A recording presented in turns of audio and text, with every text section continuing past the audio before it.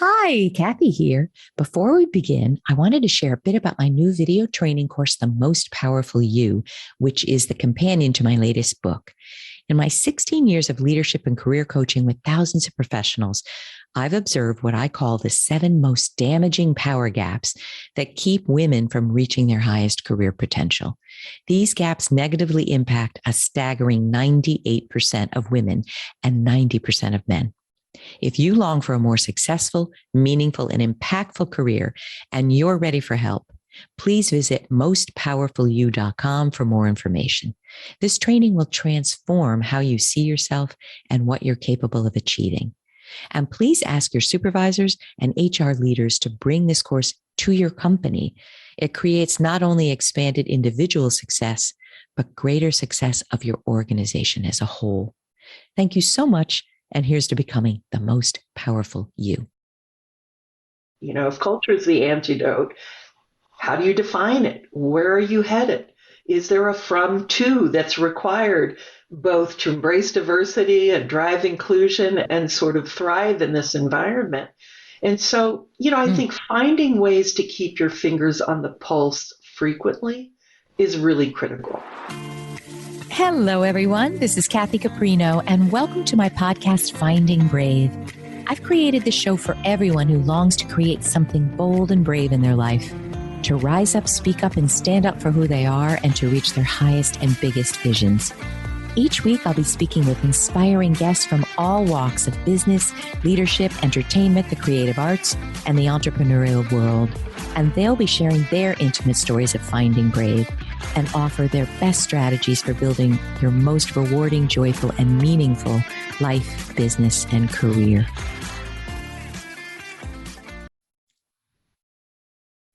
Hello, everybody. Kathy Caprino. Welcome to another episode of Finding Brave. And this one will not disappoint. I have the amazing Rose Gailey here with us today. And what a perspective Rose has. I say this every time, but this podcast blows my mind because it teaches me things that I don't know well enough, that I need to keep in mind, that also fuel, and I'm saying this because I hope this is what happens to you all listening, it fuels my compassion, it fuels my understanding of the struggles people who are different from me have, and why that's really life-changing to have that perspective. And Rose, you are it. You're going to give that to us today. So thank you for your time. I know you're crashingly busy. No, thank you. So gracious. And really, you are so inspiring. And I just heard why. This compassion that flows from you is exactly what we need right now. Certainly exactly what I need today. So thank you right for back at you. We inviting me. need it. We need it. But we're also not going to pussyfoot around here. That's There are right. things that have to be said, and we all have to hear them. So people, today we are talking about strong company culture, the antidote to the great resignation. And, I want to tell you, I've interviewed Rose twice now for my Forbes blog. And we will link to those below. The latest was rebuilding great workplace cultures as CEOs join the great resignation. And what we were just talking about, and then I'm going to tell you all about Rose, is so often most of us are not CEOs, right? Some of us run our own businesses, but most of you listening probably aren't CEOs.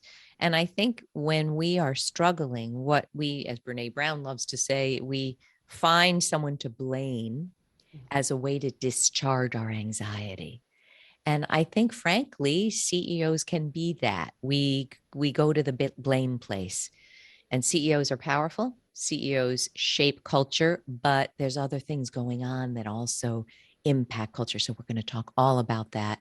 And also what you can do to shape your work culture. This is not just the top level.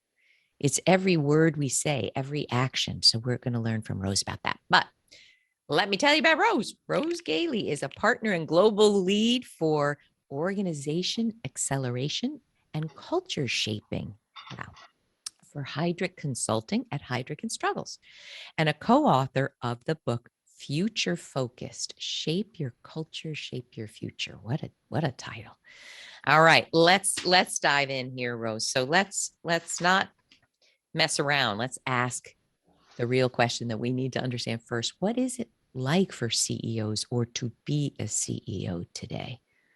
What do we Yeah, need to understand? it's such a great question, Kathy, and not one we ask often, No, probably in these difficult times where the absolutely buck not. stops with them at the Right. top of their organizations. But the reality is, we've always talked about that role as a lonely job, right? Yeah. That job has only gotten lonelier and more difficult. And I think, CEOs are in a tough spot right now, in the same way that every single one of us is dealing with the uncertainty of the day to day, the headlines, the news headlines, difficult to swallow. And we think about the impact in our lives, in our families' lives, the work teams that we have a privilege to work with. But if you think of that key leadership role, these individuals are having to carry on their shoulders the quick decisions, the difficult decisions.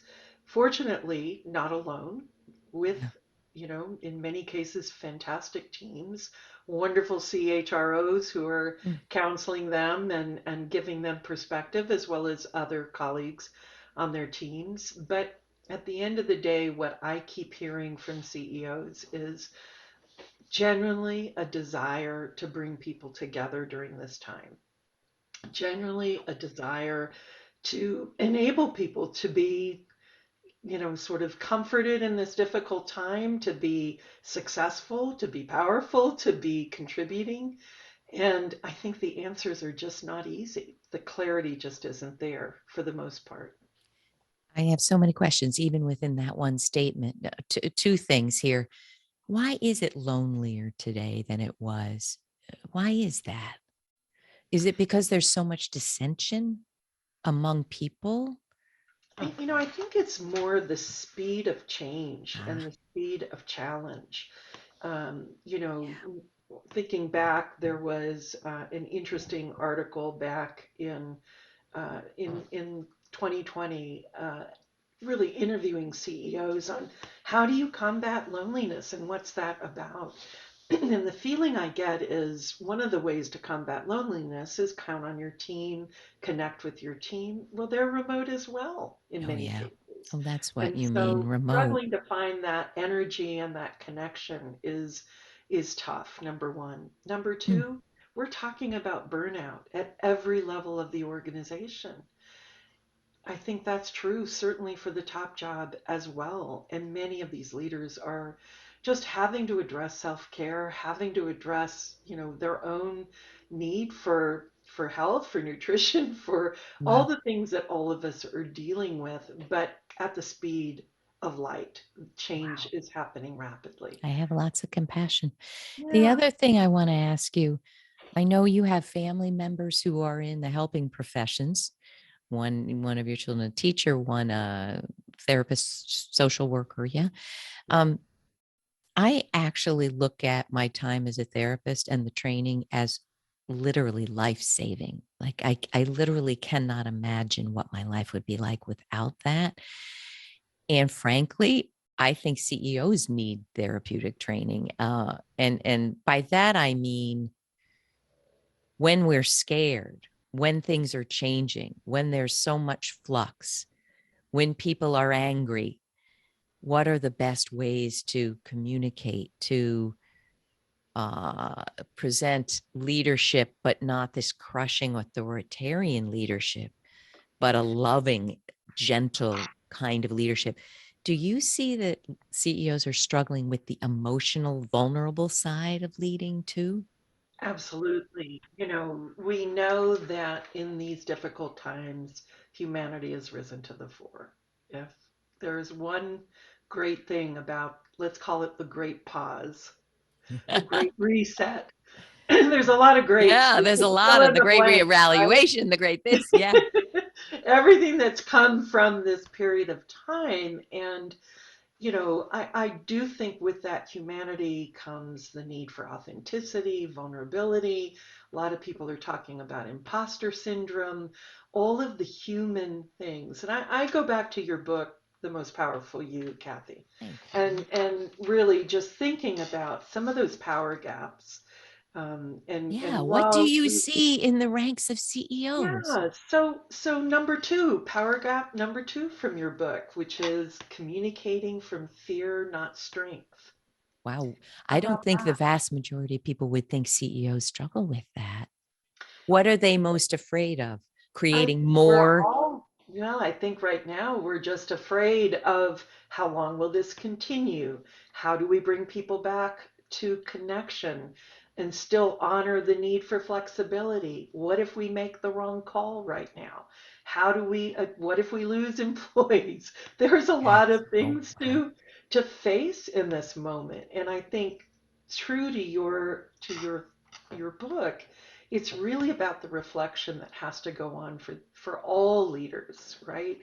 We have to be asking ourselves, we have to be confronting, as your podcast is labeled, we have to be brave and come from a place of strength and clarity. The Oh, I love sixth it. power gap is another one, right? Really? Losing sight Oh, um, of their of your thrilling thrilling dream. dream, right? What is the connection point between personal purpose, organizational purpose in our dreams? And if Wow. you're bombarded by decision after decision, uncertainty, opportunity even can be overwhelming. You know, I our can our relate to leaders, that. our top leaders having a moment to consider their thrilling dream and what that Wow. really means personally. And true Wow. for everybody, obviously, but those are the two power gaps that I think are Wow. part and parcel of what CEOs are having to wrestle with at the moment. You know what you're bringing up for me, Rose? And let's see if I can say this in a way that isn't going to, push anyone away. Often these power gaps hit women more powerfully and more negatively Yeah, than men. Um, and I'm seeing them in mid to high level professional women. But what's quite interesting is just because you're the top person in the organization doesn't mean you are insulated from not feeling brave enough, not knowing what to do, yeah, being afraid that what you do. And here's a third thing I'd love to hear your thoughts on. I'm fascinated. I spoke to Fields Jackson, who's a diversity expert in the South. He's an African American. What a perspective. But he said what he sees leaders not doing is talking about the very issues that are on everyone's mind around diversity, around racial bias, around discrimination. They don't know what to say. And so they say nothing. But as we know in communication, saying nothing is collusion.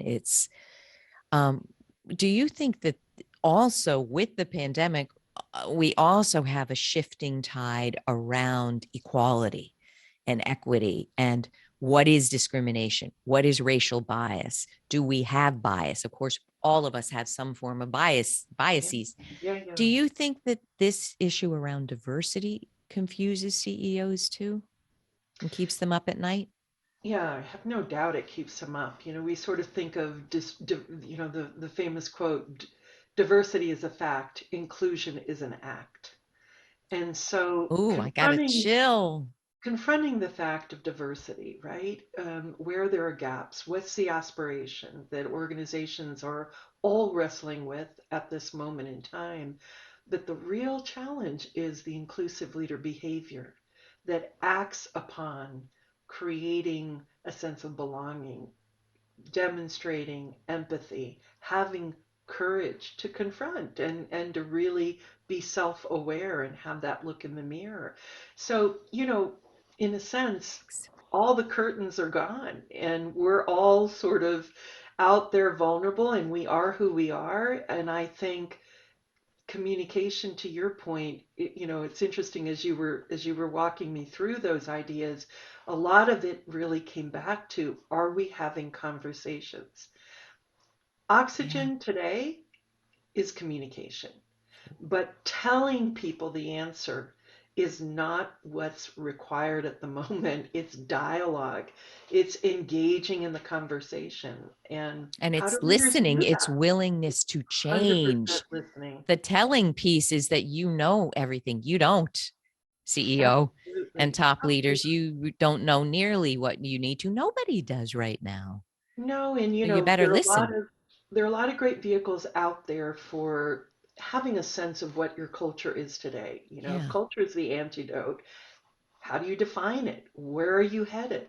Is there a from to that's required both to embrace diversity and drive inclusion and sort of thrive in this environment? And so, I Mm. think finding ways to keep your fingers on the pulse frequently is really critical. And you can Interesting. do that a lot of ways. You can do that in town halls. I know there are many CEOs who spend their days on Zoom with employees at all levels of the organization. There are team leaders who are doing that as well. It's critical. However, we can create that human dialogue and that human interaction, it's become absolutely a lifeline for us right now. I wish I could be a fly on the wall of your office where you're doing the work of shaping culture. And it's interesting, you and I spoke a lot, but I think that those of us who want to make a difference, we intervene at different levels. There's the individual, that's my level. There's organizational, societal, institutional, educational, political. My I find that for me, I can make a lot of headway quick individually. And I love to work with individuals who have a lot of impact. So when they've had a breakthrough, it ripples to potentially thousands. You're at the organizational level. So can I just ask, your job is to help shape culture. So how do I ask my question? And I didn't think of this before, but I'm dying to know. When I'm doing, and I bet it's similar, when I'm working with someone who I've never met, and it's a career coaching or leadership coaching, they fill out an assessment of mine, which I've seen thousands of times. So it's almost not almost, it's a shortcut because I can see the way they're phrasing things, the way they think. And so that assessment saves us about 6 sessions, Yeah. honestly. I bet Yep. you have the same thing, but I'm interested. I know what I'm looking for. I'm looking for their strengths, their weaknesses, in my view, or opportunities, the things they don't see in themselves, the through line, what they've always been that they don't recognize, what's potentially holding them back. That's what I'm looking at. Yep. When you're doing shaping, culture shaping work, what do you do? How do you start? Yeah, If such a I can great ask. analogy, Kathy. I love it. And my roots were as a therapist, as a family Here therapist. we go. And That's so oh, there are a lot of systems. analogies to be had there, right? For systems, be they familial or organizational, but actually very similar. And it's a great point because that assessment of culture, especially right now, is absolutely crucial to understand what are the strengths against executing a strategy in these times? What are the opportunity areas? And do you What get are that the through gaps? quantitative information? It's it's We, it's yeah, surveys, right? well, Anonymous surveys, or how do you do that? well, it's probably again, not unlike your intake for leadership coaching, we'll come in and we do a few things. Number one, yes, we have a survey that's grounded in research and that's actually aligned to the key drivers of thriving cultures that Which we are are aware of. Well, they're relationship drivers as well as organizational processes and systems. So we want to understand through the experience of the employee what are those strengths and gaps. We interview the leadership team. wow. And we oftentimes use a digital conversation vehicle, which is more of a crowdsourcing, where Hmm, it's a conversation that we have on live chat and wow. employees join and we hear it in their voice as well. So we Uh-huh. can draw from that sort of the qualitative. Look, we also look at all the work that organizations do around culture. They're seldom ever just at a starting point. People are very accountable and very diligent about this in today's world. And so we'll Mm. do a bit of a desktop review and take a look at what have you been learning and how do we frame that. And then you'll Wow. love this, Kathy, and it's not unlike what you do with your clients. We come back and we provide a look in the mirror. So Ah. what's all this data telling you? What's the story? Sure, we can tell you what we see, but what do you see? Because Wow. what a leadership team really sees in that revealing assessment sets the stage for the case for culture. Why it matters, why Mm. now, where are we today, and where are we headed? Do I get chills? Why? Because isn't easy changing a large behemoth of an organization. Do they do they often feel shocked at what they're seeing? I think maybe the shocking quality is the degree of clarity that comes forward. Oftentimes, you know, They leaders had an really do idea, have an instinct, but like, it's I'm so losing helpful. people and they don't feel safe here. I mean, I sense Exactly. that, but then they see the data. Yeah. Or things are so complicated. We need Oh, more simplicity, or, there isn't enough foresight in the organization, or there's not enough coaching and feedback going on. wow. And here's a big one, Kathy. Here's one we see, unfortunately, a lot. People don't feel valued and appreciated.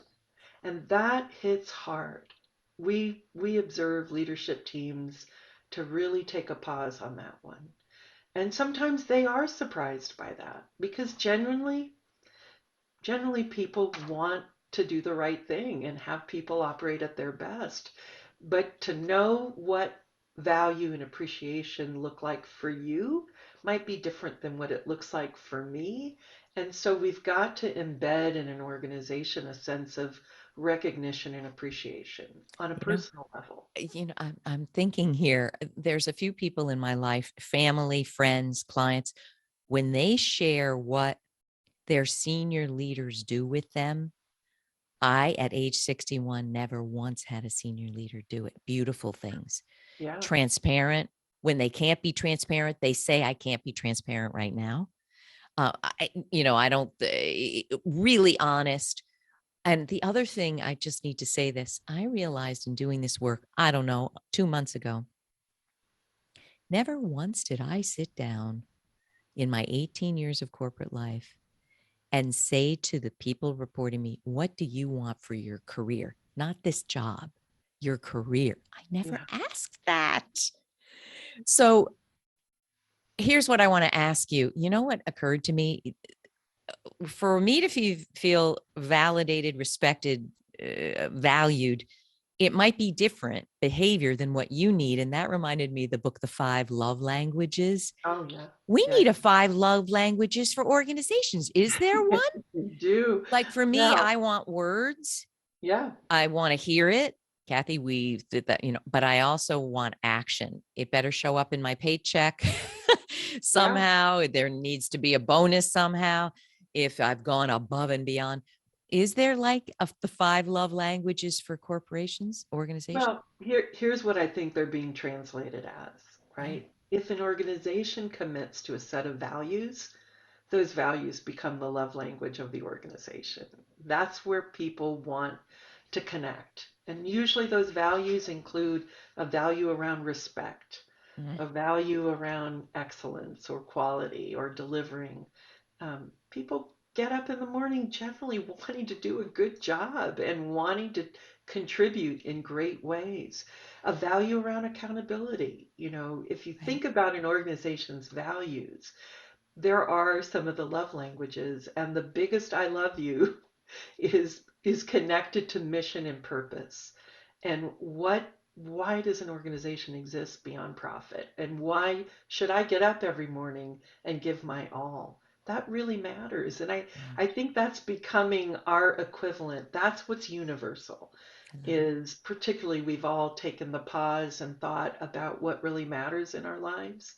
This is one of the things that I think is a huge opportunity for organizations to focus on culture, to focus on purpose, to come back to their values. Oh, I so love it. I would, let me ask this because I'm just fascinated. I think that poison, toxicity can be such a powerful thing, even if it's one person out of 50 leaders. Yeah. So when tell me what you think, but I've had a lot of toxicity in my corporate life. I didn't know what hit me over and over. The thing is, if these people are bringing in money or generating new clients, they don't get reprimanded, they don't get trained, and they don't get moved out, period. And I'm still seeing it because I work with so many people. So, one thing I would want leaders to understand that I don't think they understand well enough, they may be great and kind and compassionate and they value respect.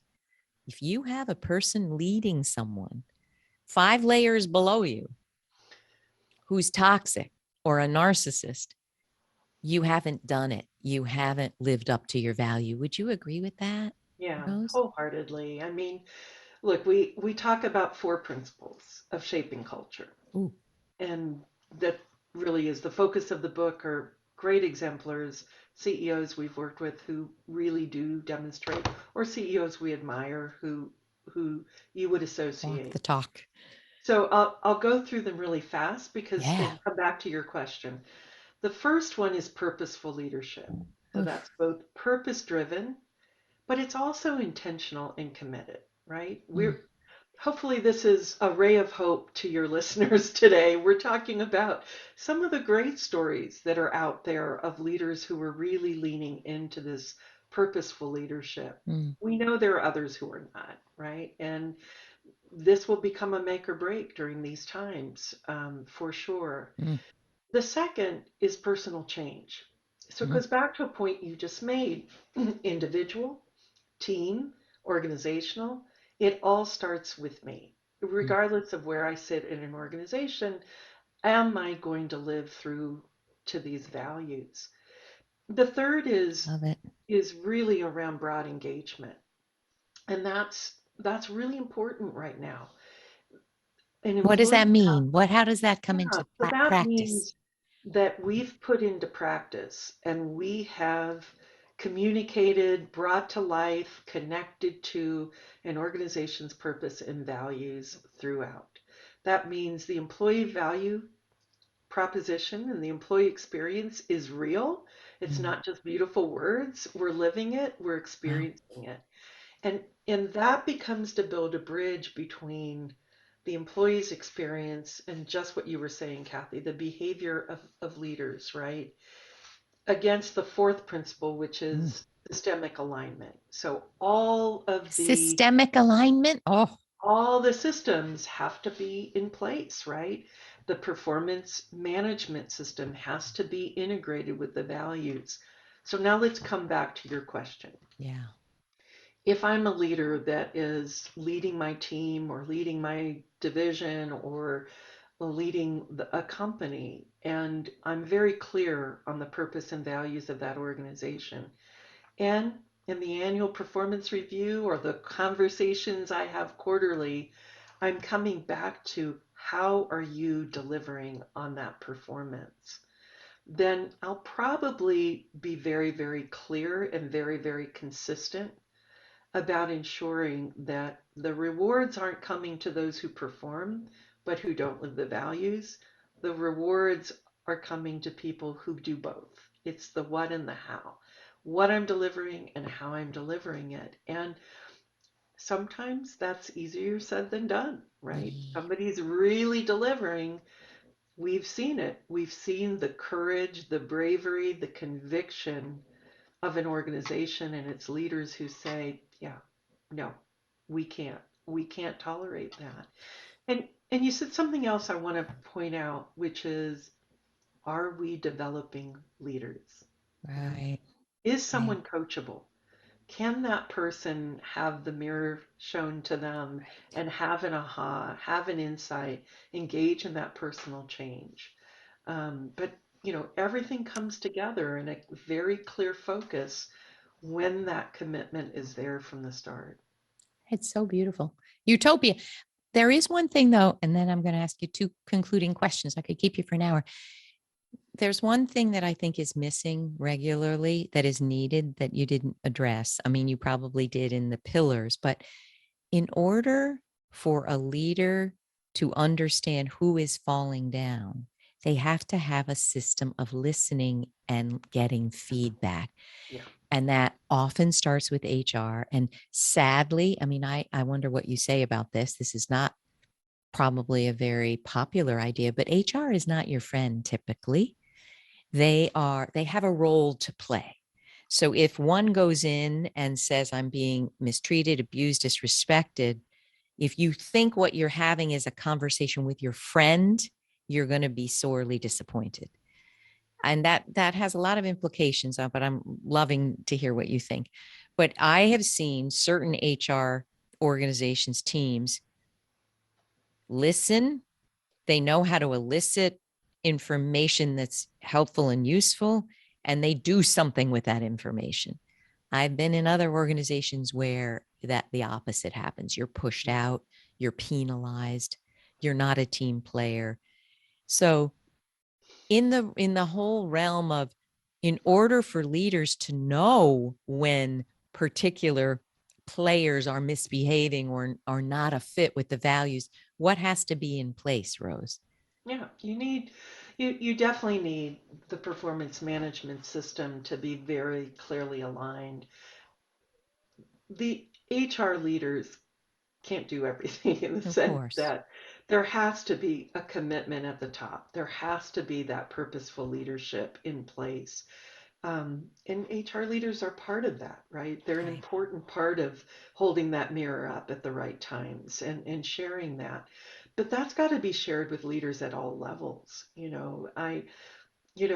one of the themes of our conversation today is compassion, and I listen, there are great leaders in every function and every division, and there are not so great. So So some of those kind. stories come from And not there's so some great terrible leaders, ones. All right, I'm right? going to say it. But I'll tell you, our HR leaders are holding the line these days for Yeah. so many things. Retention, attraction of talent, policies that are being made in a Yesterday. second notice, dealing with the Yeah. misinformation and not enough information and not getting, so that is a tough job right now as well, where I've seen fantastic HR departments sort of inspiring the village that it takes to shape a culture. Wow.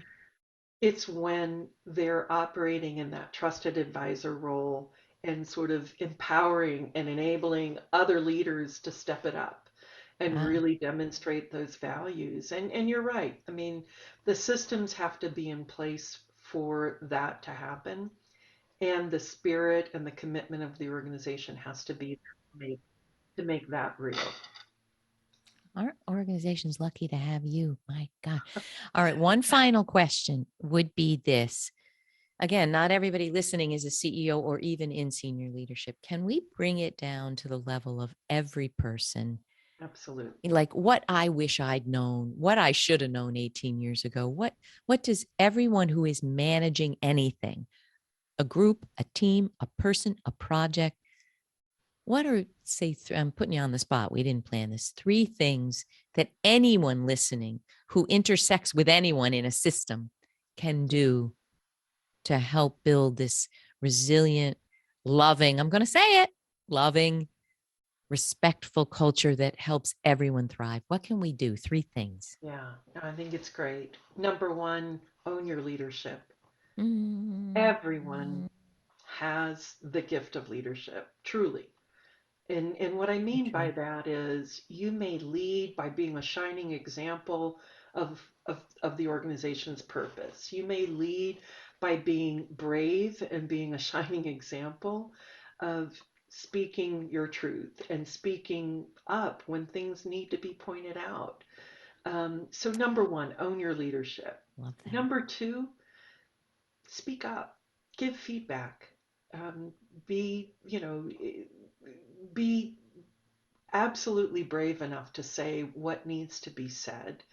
Um, and even when that voice may not be listened to, look around to see where is the opportunity to make an impact. And you're Number, changed in the process. You know, maybe absolutely, this organization can't hear you, but I would just add, you do need to speak up in a way that there's love and compassion in your heart. there I mean, is. if you That's come right. in This isn't about screaming and ranting haranguing, or raving, or yeah, this because is then no about one can hear you. We're just fighting, we're defending. Oh, I love it.